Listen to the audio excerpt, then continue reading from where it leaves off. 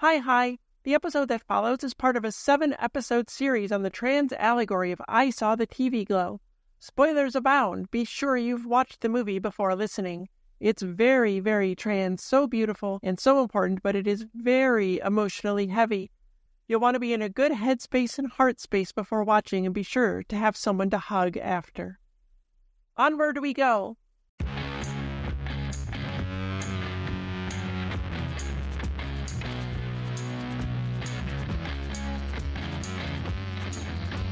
Welcome to Tilly's Trans Tuesdays. Tillyvision exits the atmosphere in the intentional trans allegory of I Saw the TV Glow, Part 4. Our fear of our true selves is in the driver's seat, and that's bad news.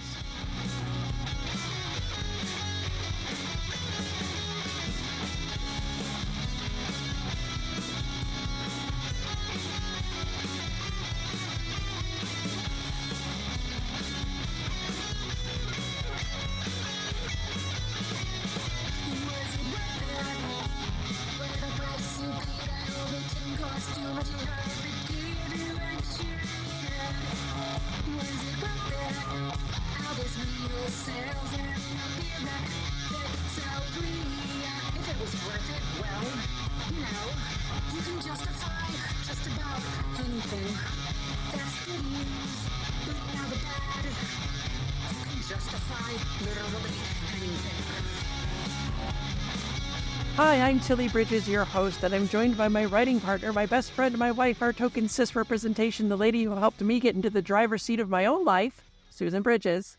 Hello. And our returning guest is cool lady Lilah Sturges. That's me. I'm in the driver's seat of my own life. It's not the best car in the world, but it's mine, and I can drive it. Yeah, we drive the cars we have, but we get some repairs along the way. Maybe make them work a little more the way we want. Got a fresh paint job. Little jazz. All right. Yeah. All right, let's pick up where we left off. 33 minutes, 49 seconds. Owen walks to Maddie's house again. Green grass, pink sleeping bag rolled up, blue sky, but it still has those hints of pink. 34 minutes, 2 seconds. The laughing clown doing a very unsettling dance. Red light, danger. You're going to look like a clown if you explore your transness, Owen. These are his own fears rearing their head. But what are those fears based in? Internalized transphobia, which is why that clown is a minion of Mr. Melancholy. 34 minutes, 10 seconds. Maddie's show counterpart, Tara, calls that out as nonsense. Kills the idea of the clown with an axe. This is your first confirmation of the connection between the axe, Tara, and Maddie. 34 minutes, 32 seconds. Maddie cries while watching the show. She's fully realizing her truth. It's heavy. Owen looks at her, studying, learning, but look right next to him. There is a pillow in the trans flag colors with a moon on it. But what's on Owen's shirt? A sun in the colors of fear and danger. Where does the moon get its light? Reflected from the sun. The transphobia is coming from inside the house, Owen. Ignore it. Fight it. Transness is right there if you'll just reach out and grab it. Oh, poor Owen. I think this is another excellent moment for Bridget Lundy Payne.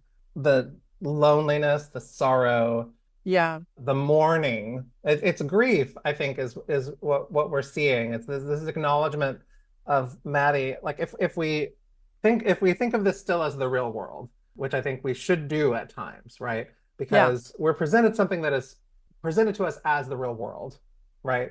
That this character of Maddie is realizing that she cannot be who she is and stay where she is.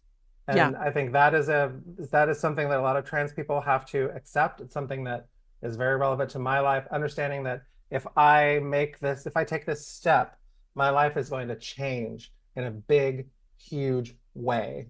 And you grieve that, you mourn that, because it means losing people. It can mean losing significant relationships. In my case, it meant losing a spouse. Yeah. It was really, really, really hard. And I think this is what Maddie is contemplating, or at least that's what I was thinking about when I saw the scene. Yeah, no, I think she absolutely is, because after this, as we'll get to in just a few minutes, she tells Owen she's leaving because she knows, and we know that her stepfather has levied violence upon her for exploring her transness, and so she knows that to be her true self, which she needs to do, she cannot be there. She says, I'll die if I stay here. 34 minutes, 51 seconds. When the show is over, the green fish tank dysphoria is front and center again.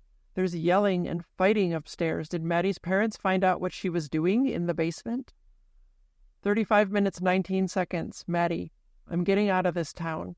She now fully knows her truth and knows she can't live it at home with a violently transphobic family. There are pink hearts on her shirt. She's in transness but bathed in blue, sad because her family has rejected her for who she is. And look at the yellow fear right behind her. It is a scary thing to do. But she also looks less femme here. She's already moving closer to her true self. 35 minutes, 45 seconds. Maddie, I'll die if I stay here. She'd have to suppress her true self, and that is a very real kind of death. But also transphobic families pose a real threat of danger and violence to trans kids, as we talked about before. As horribly sad as that is, it is the truth. 36 minutes, 10 seconds. Owen, if you leave, I won't have anyone to watch the pink opaque with. You are my only access to my transness and exploring who I am. If you go, I will lose that. There is no safe space for him without her. 36 minutes, 40 seconds. Maddie tells him to sit up. We see his shirt is blue. Green dysphoria light washes over him. And what a beautiful moment this is. Yeah, it's so intimate. Cried real tears at the intimacy of this and the absolute beauty of this. And I have things to say about it, but I'll let you talk about it first. Okay.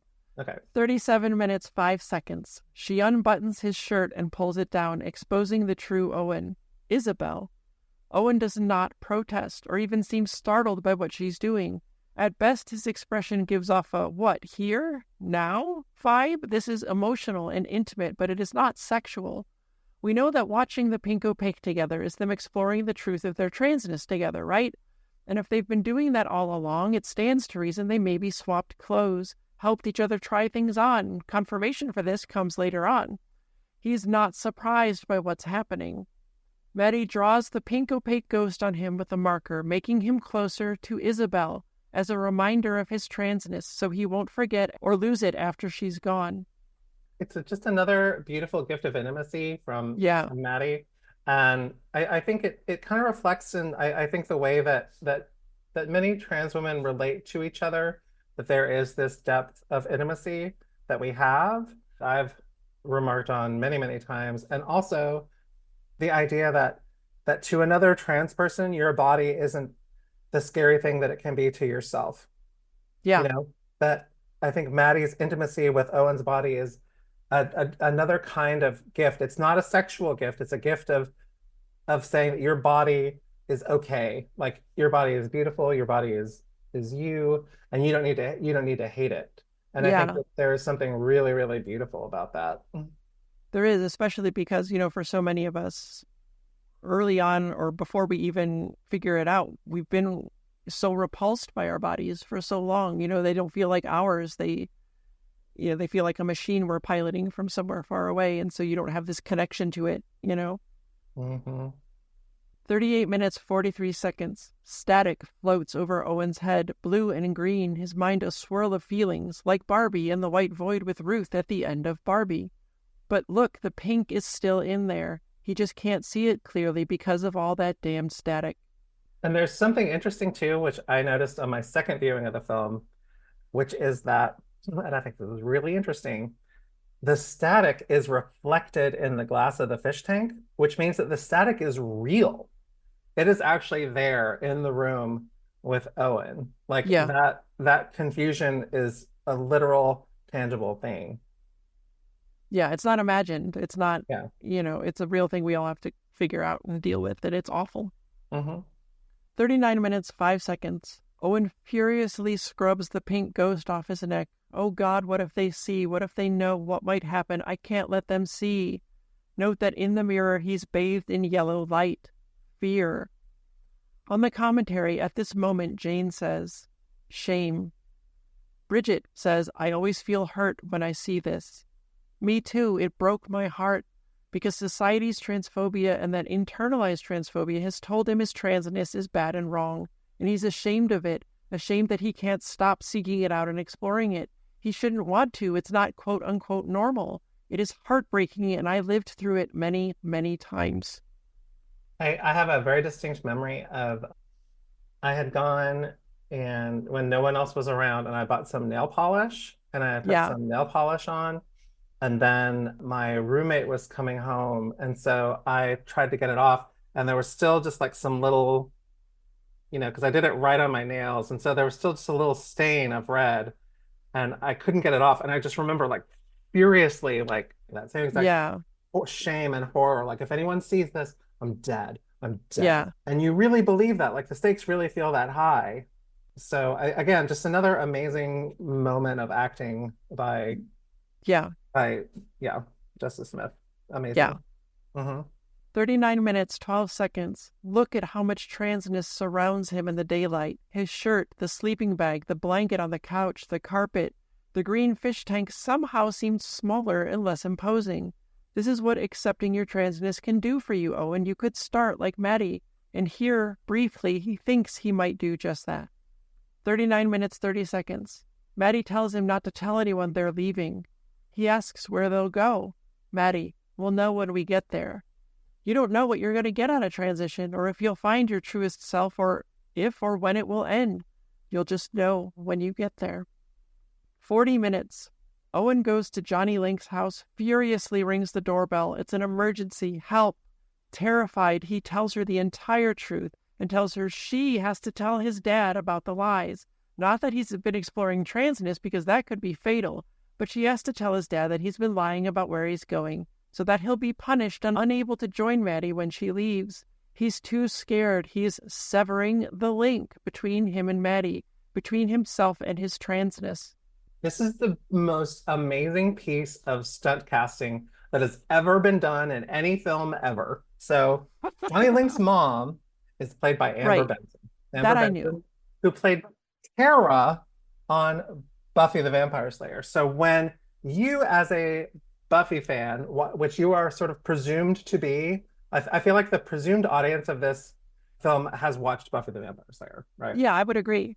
And so when you see Amber Benson playing someone who is not Tara, you're reminded that Tara is not real. Tara is a fiction that is embodied by an actress named Amber Benson, right? Who is now playing someone else. Tara, not real. So by going to the door and ringing that, he is bringing out the knowledge that Tara is not a real person, which I think is like incredibly sly and clever. It is. And it is not a coincidence. Like, it feels like an interpretive leap, but I think that is the exact motivation for that scene. I would agree with you, because there are so many things in this movie that are just as sly and clever as that is. And that's something I would have never picked up on, having not seen a lot of Buffy. So I'm really glad that you were here to offer that insight. Yeah. 40 minutes, 20 seconds. Owen, you can't let me go with her. I don't want to leave my home. He scrubbed the pink ghost off his neck as best he could, but traces remain. His shirt is still pink, but now it's covered by green. Giving into dysphoria won't work. It won't get rid of your transness, Owen. You're just trying to pretend you didn't see it, that it's not there, but that doesn't make it go away. Although in seeing the back of his neck, it doesn't look pink. It looks red. Well, because he scrubbed it so hard, So I just feel like, is it really pink we're seeing here, or is this just panic, red, danger? Yeah, it's probably a bit of both. 40 minutes, 27 seconds. The chalk on the street outside is a jumble of pinks and blues in equal amounts, and he's entirely separated from it by the green grass. 40 minutes, 37 seconds. Owen, my mom passed away the next July. Well, he severed the link and cut off access to his transness, and so he lost his only access to femininity. And then Maddie was gone. She left without him. 40 minutes, 46 seconds. Maddie's house is surrounded by cop cars, red lights, and yellow caution tape. Danger, fear. This is what could have happened to you, Owen. This also sadly reflects the way transness worked for people in the past. They were often forced to uproot and disappear, quote-unquote woodwork, and pretend to be cis. There's more about this in the episode on Transmedicalism and WPATH version 1. 40 minutes, 58 seconds. Owen, all they found was her TV set, burning in the backyard. Look at Owen's face, lit in half yellow and half blue, perfectly split down the middle. You know exactly what this did to him. 41 minutes, 3 seconds. The burning TV.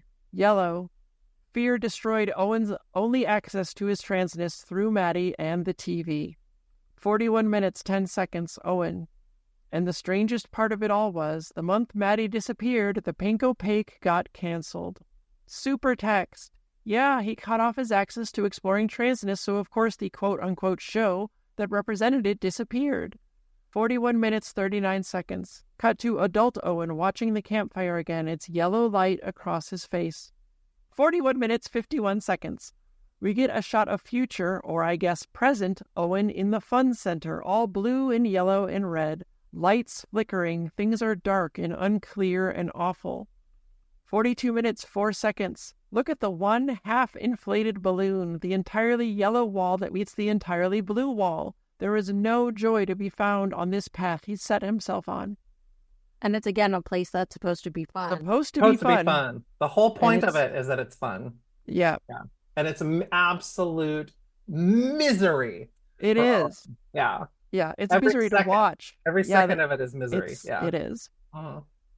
42 minutes, 12 seconds. Owen steps into the literal spotlight. We're 8 years later. 42 minutes, 47 seconds. Owen orders food in the drive-thru. It's awkward and weird. Everything in life feels this way when dealing with dysphoria and having no confidence whatsoever. See the Trans Tuesday on confidence at TillysTransTuesdays.com for more. And then see the Trans Tuesday on Confidence 2, Into the Unknown, a.k.a. A Whole New World, a.k.a. What is Happening? When, much to my surprise, everything changed for me 2 years into transition. 43 minutes, 8 seconds. Owen's at work. There's despair everywhere. The exit sign is a bright red. The exit from the sadness, transitioning, Owen only sees it as danger.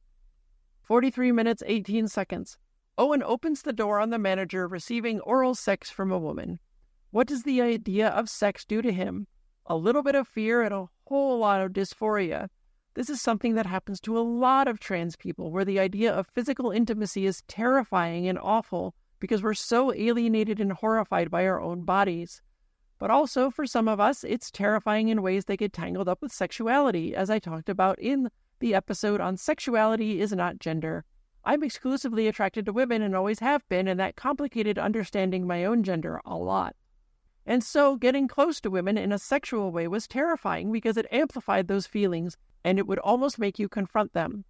Like, I may have sexual desires about this woman's body I'm close to, but there's something so much more than that under the surface about wanting to be her and have that body and not understanding it. It would spike dysphoria and envy and despair and mix it all up with attraction and desire.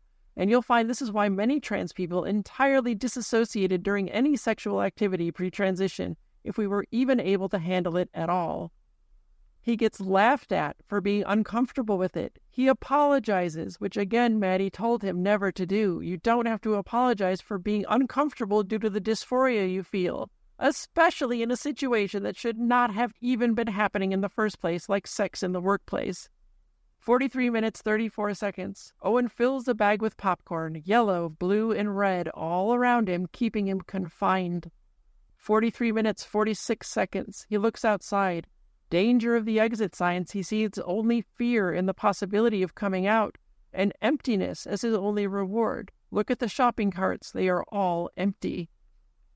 43 minutes, 51 seconds. Owen's co-workers make fun of him for feeling weird about barging in on the thing that should not have even been happening. But he's the weird one? Look how he's in despair. That's all he sees in his manager, too. And on his manager's side, danger. Right behind him, fear and the green dysphoria permeating everything. 44 minutes, 33 seconds. Owen drives home. His own reflection is fear. For more on being terrified of our own reflections when we don't see ourselves, see that Trans Tuesday on Photos and Reflections at TillysTransTuesdays.com. Then we get to the sparking electricity from a power line down in the road. The connection has been severed between Owen and his way forward. Okay, again, I need to be the bearer of Buffy trivia because this is super, super important to how you interpret the back part of this film. So, in the history of Buffy the Vampire Slayer, season 5 was going to be the final season of the show. The show had been canceled at its current network. So they wrote an ending for the show in which Buffy dies. Okay? At the end of season 5 of Buffy the Vampire Slayer, Buffy dies and is buried. Okay? As it so happens, the show was brought to another network and it was allowed to continue for a 6th season. In the first episode of the 6th season of Buffy the Vampire Slayer, Buffy, brought back to life, has to claw her way out of a coffin in which she has been entombed. Okay? I just want to make that very clear before we discuss the rest of what happens in this film. Wow, you got my gears going now. Like that. Wow. Yeah. That has to all be super intentional. It's so intentional. Yeah. Yeah. Like it's just couldn't not be intentional. It has to be intentional. Yeah. Yeah. Mm-hmm. And I just love the use of Buffy the Vampire Slayer as like this textual illusion and like a textual framework that is used in order to explicate something. I just think it's so fascinating that the creator of this film used that TV show as like a foundational text to draw from for elusive purposes. You know what I mean? I think it's just fascinating. It is fascinating. And it's also remarkable that for someone like me who didn't have that, it still completely worked on every level. There was no point where I was lost or didn't, that's really genius. That's amazing. Really good stuff. Yeah. Mm-hmm. 44 minutes, 43 seconds. Fear and danger in the lighting where Owen is, despair where the connection has been severed, and the electricity which illuminates the dysphoria from the trees. But look at that street light and the light on the ground underneath it. Doesn't it look pink? His dysphoria, sadness, and fear are blocking the path to his transness. 44 minutes, 56 seconds.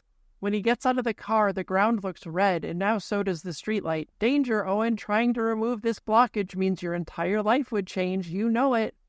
45 minutes, 24 seconds. Owen looks down. The torn pages are from Maddie's pink opaque book. This is what's become of his transness. It's in shreds. He sees Mr. Melancholy, transphobia. That's what's keeping him from accessing his transness, his own internalized transphobia. And there's so much of it we have to overcome, and we can't be our true selves until we do. And we can't overcome it until we recognize it, and Owen definitely cannot do that yet. 45 minutes, 41 seconds. Owen turns the page over, sees Mr. Sprinkly, the scary ice cream man. Again, things that should bring you joy do not when dysphoria blankets your life. 45 minutes, 50 seconds. Owen opens the paper. This moment seemed really important. Did I try to read what it said? You know I did, and Susan took photos of me with my face 3 inches from our giant TV screen, pausing and trying to read it all.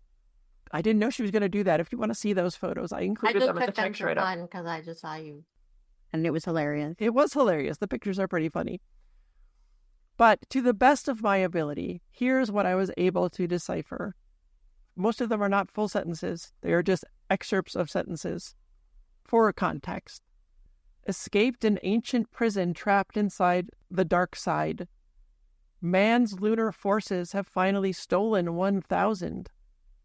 Teenagers, now there's no moon, no sun, just melancholy.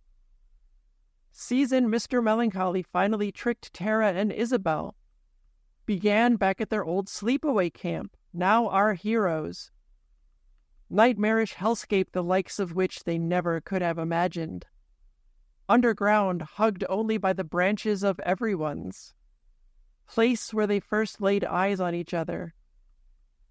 That Mr. Melancholy's reign has officially begun. Somebody get her a tissue. Things have never been worse. A county-wide mandate passed by Senator Sprinkly. Never-ending math class. A new dress code restricts any citizen in the entire county from. The music the college radio station now only plays Mattress.